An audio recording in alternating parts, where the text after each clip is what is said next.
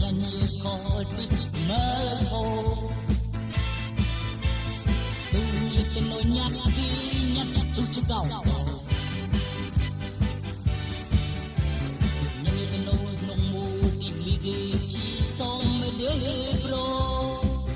như khó đi mất tâm hồn như ót tìm mừng mà rồi để mong